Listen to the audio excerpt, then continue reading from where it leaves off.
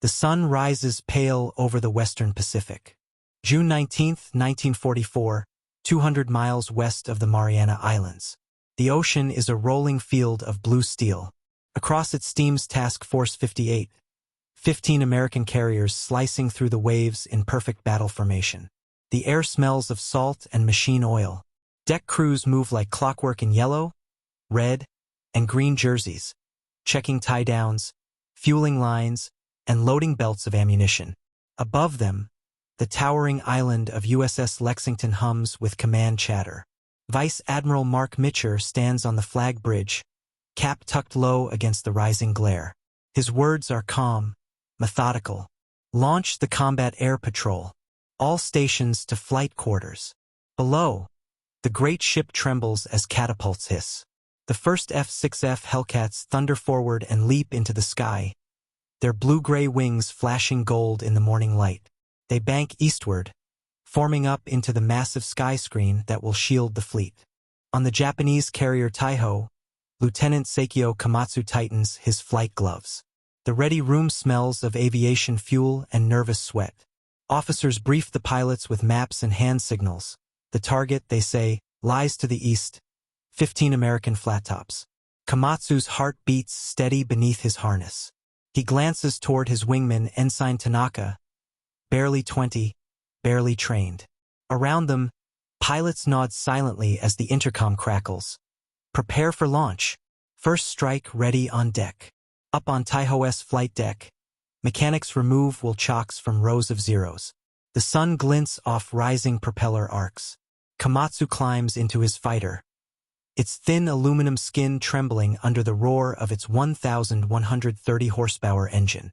The deck officer signals. The Zero races forward, lifts into the humid morning air, and vanishes eastward, one among hundreds.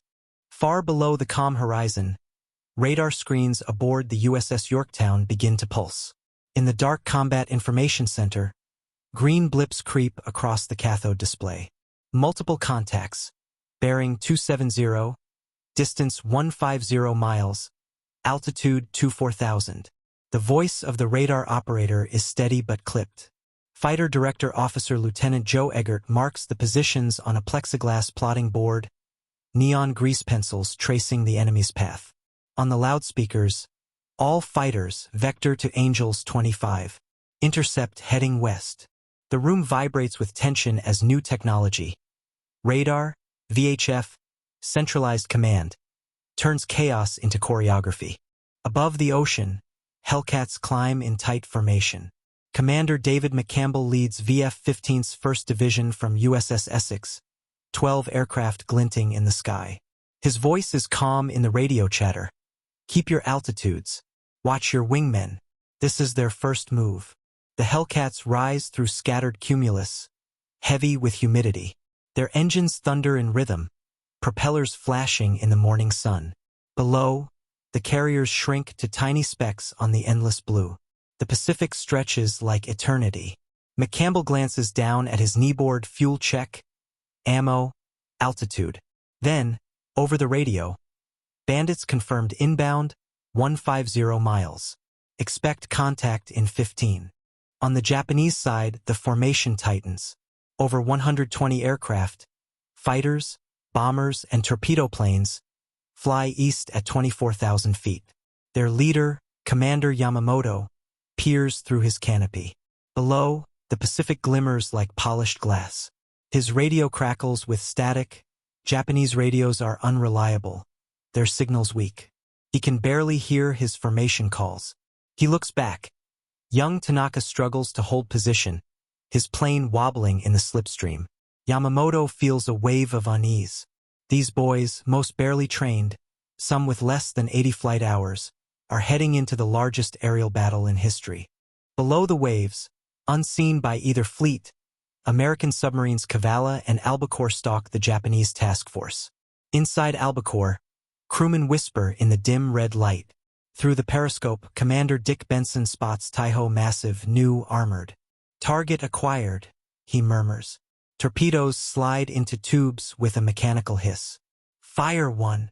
The sub trembles. Moments later, a dull thud echoes through the deep. On Taihō, fuel vapors ignite, one torpedo hit, one small wound. That will soon turn fatal. As morning unfolds, the Pacific turns into a theater of silence. Miles apart, two fleets prepare for a clash that will define the fate of the Pacific War. Mitchell stands at his plotting table aboard Lexington, calm beneath the hum of command chatter. He looks east toward Saipan, where Marines fight across smoking hills. He knows, if the Japanese break through today, the invasion could fail. He turns to his staff.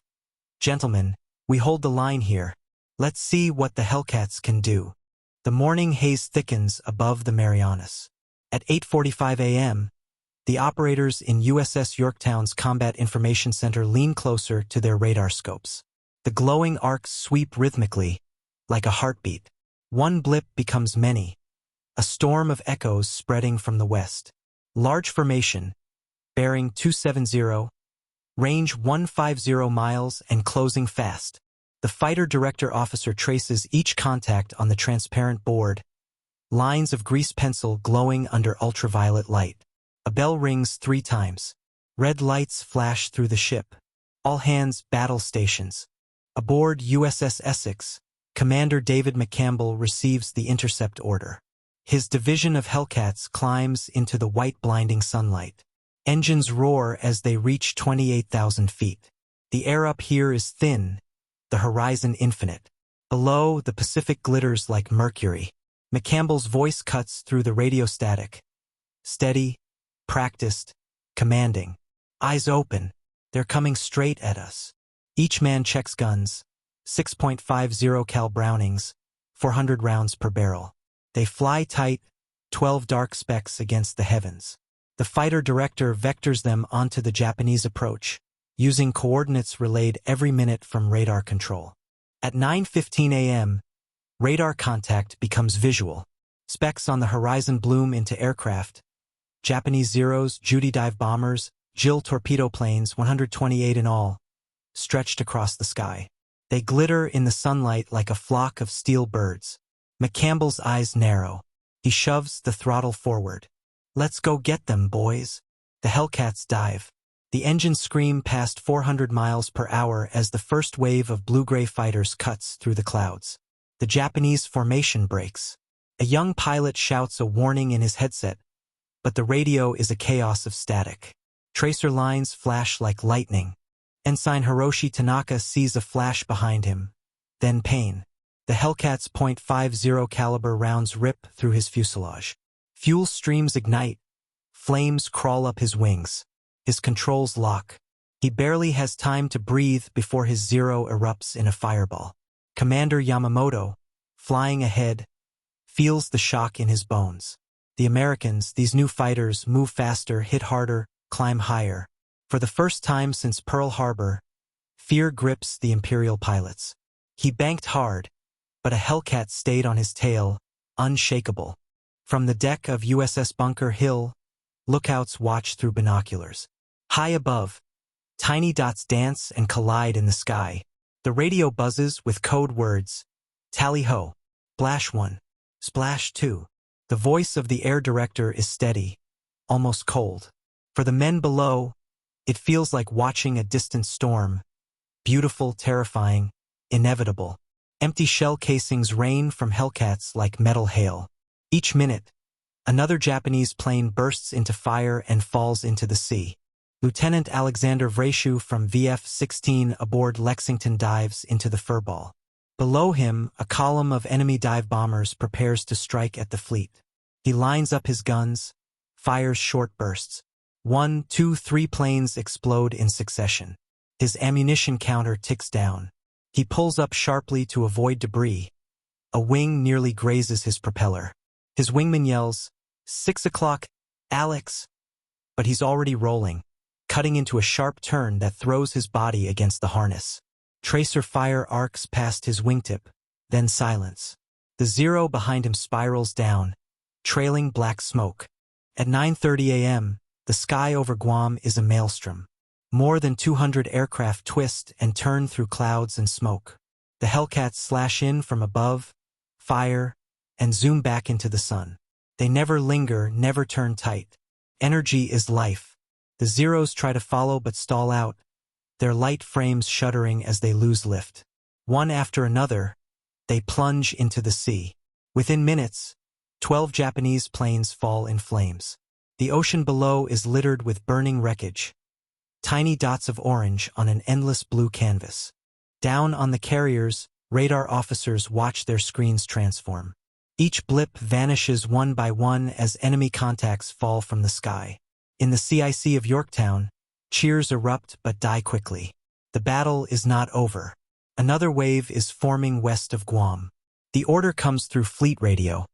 All fighters refuel and rearm. Second raid expected within the hour. Deck crews rush into motion. Hoses snake across the flight deck. Ammunition trucks roll up. Armored loaders haul belts of tracer rounds to waiting Hellcats. Vice Admiral Mitcher leans over the bridge rail of Lexington, binoculars pressed to his eyes. From up here, he can see the distant columns of smoke on the western horizon. His voice is low but firm. Keep the combat air patrols high. Rotate in fresh fighters. We can't let them through. Around him, officers exchange grim nods. They know the next wave will be larger. If the Japanese get within torpedo range, even one hit could cripple a carrier. At 10:05 a.m., Lieutenant Russell Reiser and VF-31 intercept the second wave, another 100-plus enemy planes. They approach from upsun, silhouetted against the light. The Japanese pilots never see them coming. Reiser's division dives in perfect formation. "Let's cut their hearts out," he says quietly to no one. Tracer fire rips through the Judy bombers. Two explode instantly. A third falls into another, the pair spiraling down together. Reiser pulls back and climbs to strike again. Below him, the sky looks like a field of burning flowers. By 11 a.m., the first two Japanese strikes have been obliterated. American fighters return in pairs and threes, low on fuel and ammunition, faces drawn but alive. Deck crews cheer as Hellcats hook their arresting wires and roll to a stop. The flight decks are black with rubber marks and spent shells. Over the radio net, one pilot's voice breaks through. "Tell the Admiral, it's a massacre up there." Mitcher doesn't smile. He just looks west again, toward where the next storm is gathering. The sun climbs higher, blazing white across the Pacific.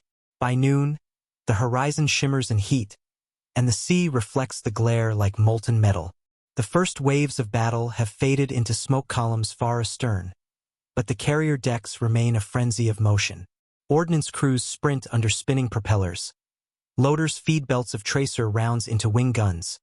Mechanics check bullet-scarred fuselages still hot to the touch. Over the loudspeakers comes the metallic bark. "Incoming contacts. Bearing west. Range 90 miles. Every man on deck freezes for a heartbeat. Then the scramble klaxon screams again. In the Combat Information Center, the radar sweep shows a fresh storm of blips. Fighter director voices overlap through headsets. Third raid Vector Red Group to Angels 28. Intercept at 085. Grease pencils sketch new lines on the transparent plotting board. Sweat drips from noses onto the plexiglass. The operators know what this means. The Japanese are throwing everything left. Vice Admiral Mitcher studies the board in silence, then says only, "Let's finish it." His words carry through the ship like current through steel. At 11:15 a.m., Commander David McCampbell leads his division of 12 Hellcats back into the sky.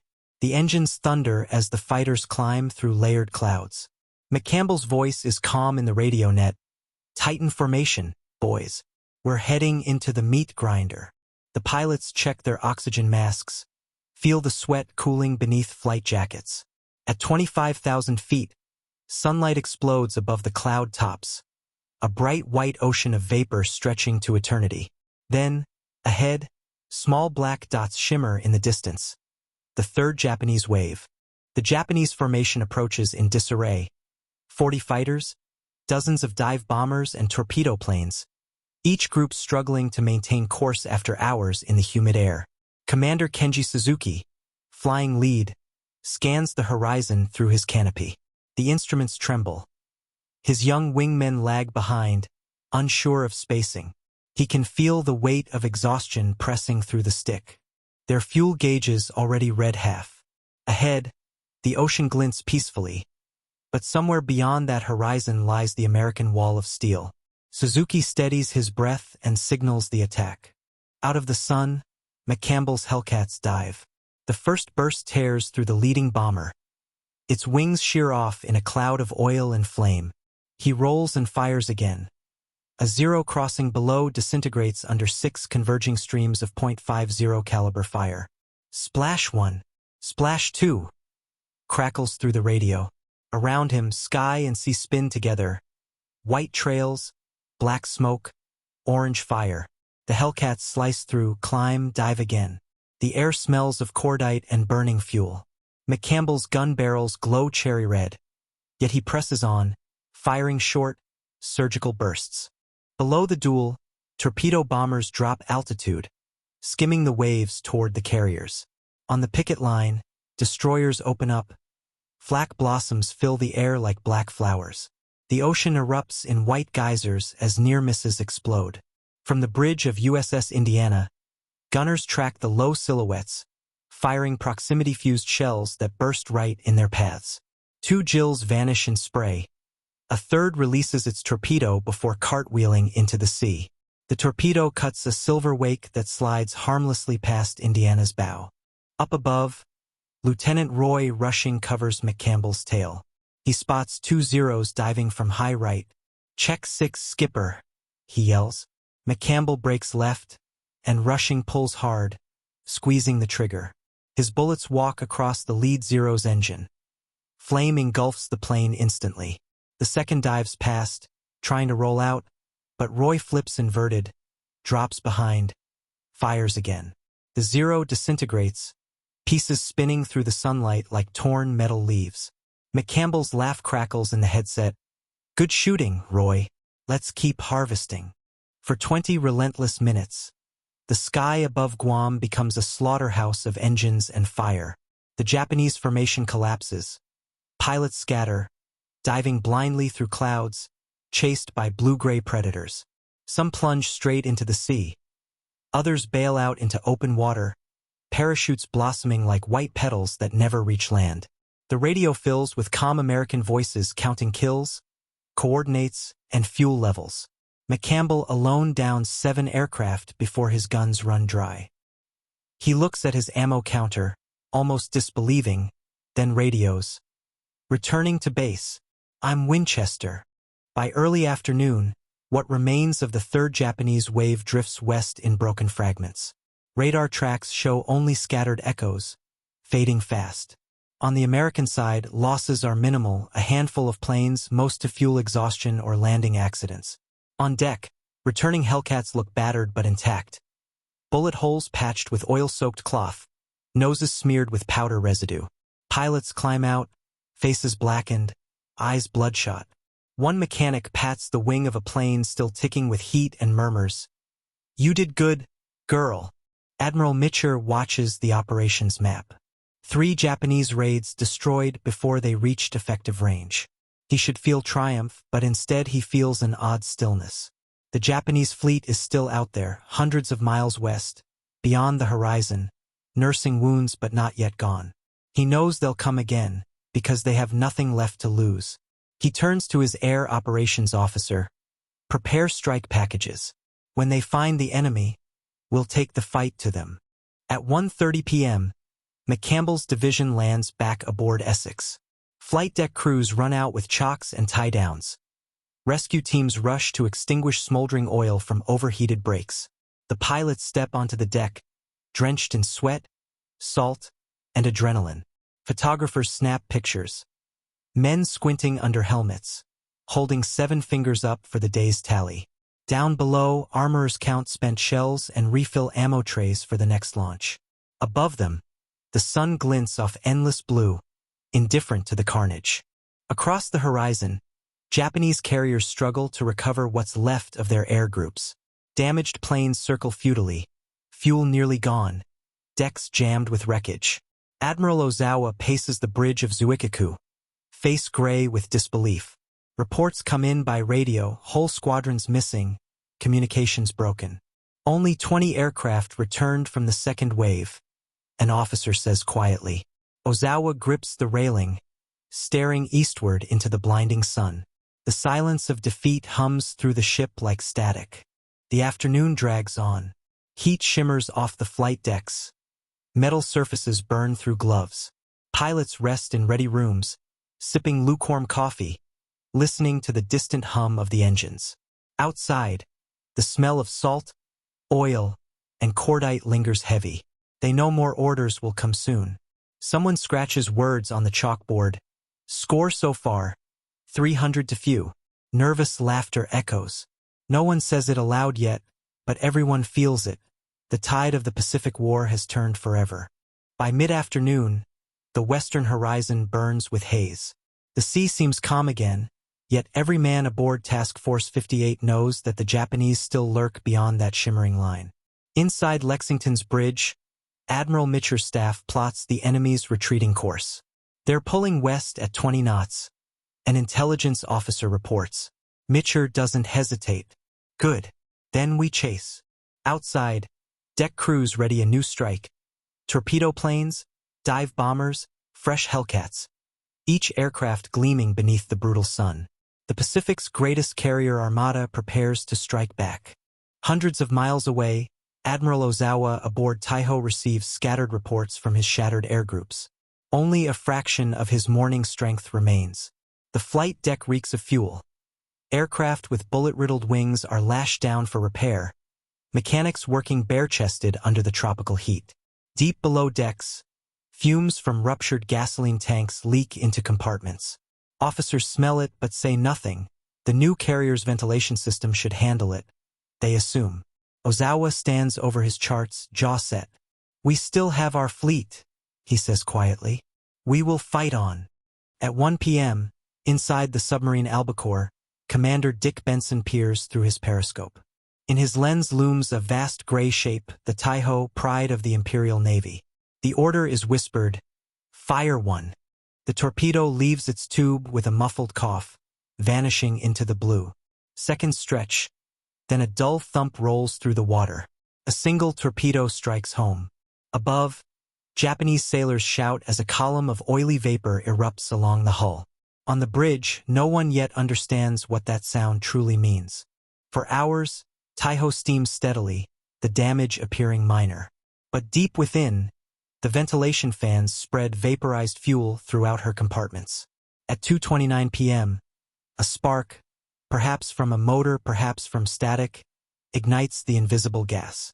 The explosion rips through the carrier's heart, lifting her armored deck like a lid. Flames roar out of hangar bays. Aircraft melt where they stand. Admiral Ozawa is hurled to the deck, ears ringing. Smoke fills the bridge, men clawing toward daylight. The pride of Japan shudders, lists, and begins to die. To the south, another submarine, the Kavala, stalks Shōkaku, veteran of Pearl Harbor. At 11:52 a.m., 3 torpedoes slam into her port side. The carrier shudders. Within minutes, aviation fuel ignites. By mid-afternoon, she is a furnace adrift, her deck collapsing in sections. Sailors jump into burning seas, their white uniforms instantly scorched brown. From his periscope, Kavala's skipper watches in silence as the great ship rolls and slips beneath the waves. The Pacific swallows one of Japan's proudest warriors without ceremony. News of the twin sinkings reaches Lexington's radio room at 4 p.m. When the message reaches Mitcher, he nods once and says, "Then today we end it." Orders flash across the task force. All available aircraft, strike west. The carriers turn into the wind. Catapults hiss, deck crews signal, propellers blur. One by one, 216 American planes claw into the sky. Hellcats, Avengers, Helldivers, all bound for the fading sun where the enemy waits. The flight deck becomes empty, silent but for the echo of engines fading into distance. High above the sea, the strike groups form into patterns of steel and shadow. The air hums with engines and radio chatter. Keep tight formation. This is a long haul. Below them, the clouds burn pink in the descending sun. Pilots check fuel gauges nervously. The range is near the limit. Somewhere ahead, Radar pings begin to echo faintly from the enemy fleet. "There they are," says a voice over the intercom. "Let's get to work." The formation dips its wings and begins the run. The Japanese fleet is in chaos. Shōkaku, Chiyoda, Taihō, each ship bears scars from the morning's disasters. Anti-aircraft gunners stand by with trembling hands, magazines half empty. When the first Hellcats appear out of the glare, they open fire in panic, tracers weaving red webs across the sky. The Americans dive through it, Hellcats clearing the path, Helldivers peeling into vertical descents. The sound is apocalyptic. The shriek of engines, the hammer of flak, the concussive roar of bombs striking steel. The Pacific shakes under thunder made by men. One 1,000-pound bomb punches through Taihō's flight deck, detonating her aviation tanks. Fireballs erupt through the hangar. The ship lists sharply as sailors leap into oil-slicked water. On Shōkaku, near misses shatter elevators and tear open seams. Each explosion lights the sky crimson. The Americans press the attack relentlessly. Formations striking in waves, withdrawing, then striking again. By 6 p.m., the Japanese fleet is reduced to smoking silhouettes crawling west. The sun sets behind them, turning the clouds blood red. As the American planes turn east for home, darkness begins to fall. The horizon disappears. The Pacific becomes a mirror of ink. Pilots navigate by dead reckoning, fuel gauges near empty. Back on the carriers, Mitcher faces a cruel choice. Keep the task force dark to avoid submarines, or light the way for his exhausted aircrews. He makes his decision. Turn on the lights. Instantly, the black ocean blooms with halos of white, searchlights, deck lamps, even signal flares. It is a beacon of defiance in enemy waters. One by one, the returning aircraft appear, tiny fireflies against the night sky. Some run out of fuel and ditch nearby. Destroyers race through the darkness to haul pilots from the sea. Others land on deck with sparks spraying from tires, engines coughing dry. Flight crews wave lanterns, guiding them in like shepherds calling home the lost. By midnight, most are back, battered, low on gas, but alive. On the bridge, Mitcher removes his cap and whispers, "Well done, boys." By dawn on June 20th, the smoke on the western horizon has thinned to faint streaks. The Japanese fleet has vanished beyond radar range, crippled and scattered. Only 35 aircraft remain operational from more than 400 that morning. American losses, just over 100 planes, most to darkness, not combat. The ratio defies belief. The Pacific now belongs entirely to the United States Navy. For the men who fought through that endless day, the memory will forever be a sky filled with fire. The morning of June 21st, 1944 dawns strangely still. The sky is washed clean, the sea glass smooth. Across Task Force 58, the men stand at the rails, silent, watching the horizon that swallowed their enemies. The smell of oil and burnt cordite hangs in the humid air. On every carrier deck, rows of Hellcats sit blackened and scarred from yesterday's fight. Bullet holes patched with tape, salt still drying on wings. Below decks, tired mechanics sleep beside tool chests. Over the loudspeaker, a calm voice announces the tally. Enemy aircraft destroyed, 445. No one cheers. The number is too large for triumph. Admiral Mitcher stands alone on Lexington's flag bridge. Below him, the Pacific glows like molten bronze beneath the new sun. He thinks of Midway, of Coral Sea, of the long climb from disaster to dominance. 2.5 years ago, he murmurs, they struck first. Now, the same carriers that once ran for survival rule these waters without challenge. He writes a single line in his logbook, enemy carrier air power destroyed. Then he shuts the cover and lights a cigarette, the smoke curling away on the breeze. Far to the west, the surviving Japanese ships limp toward Okinawa. On Shōkaku's deck, the smell of burned paint and seawater lingers. A handful of aircraft are lashed down, their engines silent, their pilots dead or missing. Admiral Ozawa watches the sea roll past the shattered flight deck. His log reads like a confession. The enemy possesses air superiority beyond imagination. Below him, sailors scrape wreckage into the sea, each clang echoing like a funeral bell. The once proud carrier force of Japan is now little more than a ghost fleet. In Guam's coastal waters, rescue destroyers prowl the debris fields. Sailors pull down pilots from rubber rafts, their faces streaked with oil and salt. Some are Japanese, young men barely out of school, shivering, silent, eyes hollow. American medics wrap them in blankets and offer water. No words pass. Exhaustion erases enmity. One crewman whispers, "They fought hard, just wrong side of the sky." The rescue boats move on, leaving circles of rippling sunlight where parachutes drift like ghostly jellyfish. Reporters later call it the Great Marianas Turkey Shoot, a phrase the pilots never liked. For them, it was not sport. It was duty, terror, and endurance in blinding sun. McCampbell, Rushing, Vrashu, the aces of the day, pose for photographs they barely remember taking. Their faces are lean, eyes bloodshot behind smiles. It wasn't courage, McCampbell would say years later. It was training and a good airplane. The F-6F Hellcat had become the silent equalizer, heavy, forgiving, deadly. Its 6 guns spoke the language of industrial warfare, not chivalry. On shore, the Marines on Saipan listened to the fading thunder offshore. The battles above have cleared the sky for their bombers. The invasion can now proceed. At night, they watch distant flashes over the horizon and feel the tremor of history shifting. A corporal writes home, "The planes came and never stopped coming. It was like the ocean learned to fly." For the men in the foxholes, the victory in the sky means one thing: the war has turned. Back in Pearl Harbor, intelligence officers study aerial photographs of the battle's aftermath. Where once Japan's carriers dominated, now only oil slicks and smoke stains mark the sea. Analysts trace the consequence in quiet tones. Without pilots, carriers are empty hulls. American planners already look ahead to the Philippines, to Iwo Jima, to Japan itself. The Hellcat, born in 1943 to counter the Zero, has rewritten the balance of the Pacific in a single summer. The Japanese pilots who survived speak years later with haunted clarity.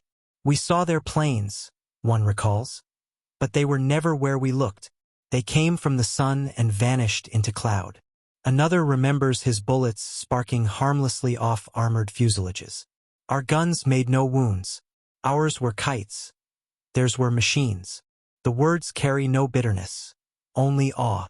What died over the Marianas was not merely Japan's air arm, but an entire era of warfare built on spirit instead of steel.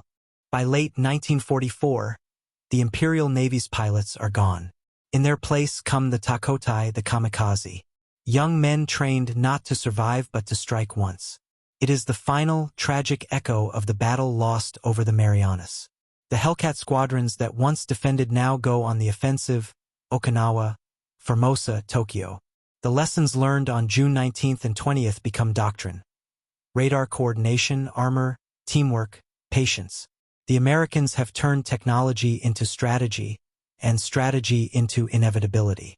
When the war ends, the pilots of Task Force 58 return to silence. Some stay in the service, others vanish into civilian life.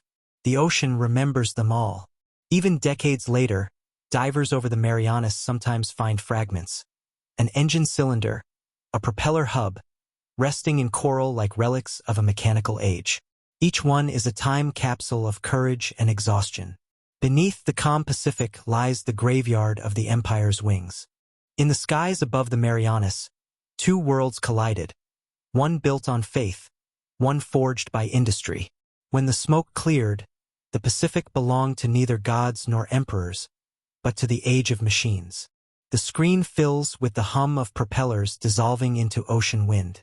A final title fades in white letters: The Battle of the Philippine Sea, June 1944.